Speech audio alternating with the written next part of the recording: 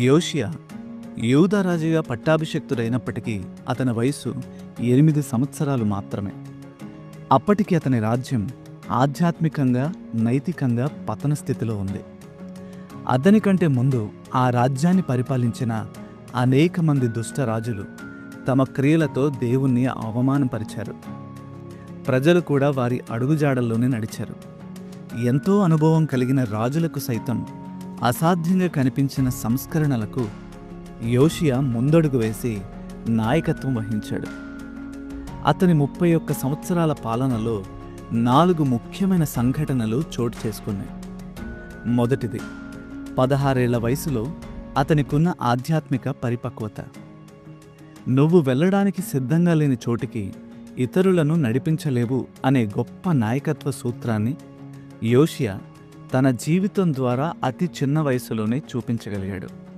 రెండవది, 20 ఏళ్ల వయసులో అతడు ప్రారంభించిన సంస్కరణ ఉద్యమం.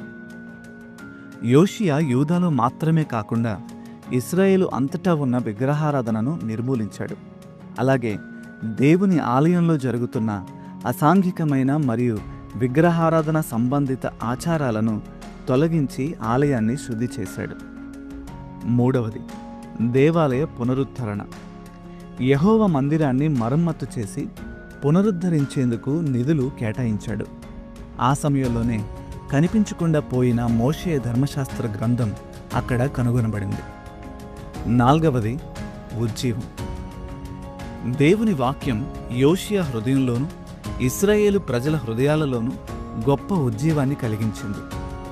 ఈ ఉజ్జీవం యొక్క ప్రభావం క్రీస్తు పూర్వం 609వ సంవత్సరంలో మెగిద్దో వద్ద ఫరో అయిన నెకో చేతిలో యోషియా మరణించే వరకు కొనసాగింది.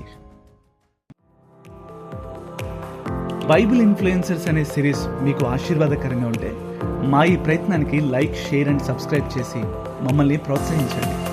మరొక కొత్త బైబిల్ ఇన్ఫ్లుయెన్సర్తో మీ ముందుకు వస్తాం. Until then, god bless you.